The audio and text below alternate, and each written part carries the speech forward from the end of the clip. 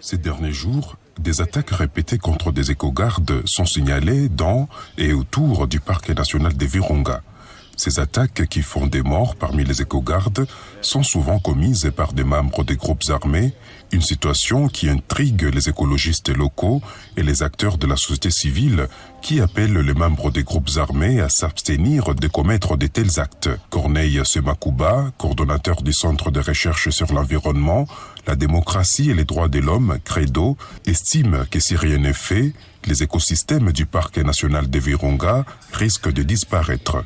À l'avenir, comme nous le voyons, les gens qui tuent ces gens, ils ont besoin de mettre fin à la conservation des écosystèmes qui sont dans les parcs. Comme vous le savez, tous ces groupes armés, ils sont en train de détruire les parcs. Alors ils ont peur que ces éco-gardes puissent rester là-bas parce que ce sont des témoins gênants, il faut mettre fin à leur vie. Alors nous craignons que dans l'avenir, nous puissions manquer ce parc qui fait la bonté de notre province, mais aussi qui est un patrimoine mondial de l'humanité. Espoir Mouinouka, un jeune de la société civile de la ville de Goma, pense que les jeunes engagés dans ces actes font les jeux de l'ennemi pour repousser davantage les touristes de la RDC, entraînant un manque à gagner pour le pays. Il appelle les autres jeunes à penser à l'avenir.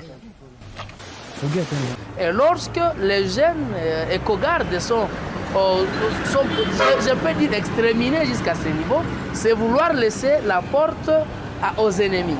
Et que tout ce qui est lié aux avantages liés au tourisme, nous allons les perdre puisque demain après-demain, la biodiversité peut disparaître en RDC si on ne prend pas des mesures. L'Institut congolais pour la conservation de la nature ICCN appelle au respect des éco-gardes. Bienvenue Bwende invite le gouvernement congolais à protéger ces hommes et femmes qui se sont fixés pour mission de protéger les écosystèmes dans le parc national des Virunga. Donc il n'y a aucune raison que ces personnes-là soient la cible des attaques ignobles, comme nous sommes en train de les connaître ces derniers temps. Donc nous demandons aux autorités, tant politiques que militaires, de s'impliquer davantage afin de faire cesser ces massacres parce que c'est des familles congolaises.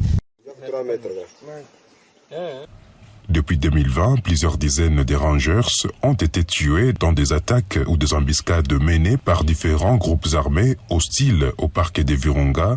Les rangers armés sont les principales cibles car ils tentent de prévenir toutes les activités qui détruisent la faune et la flore du parc. Zanem Netizaïdi pour VOA Afrique, Goma.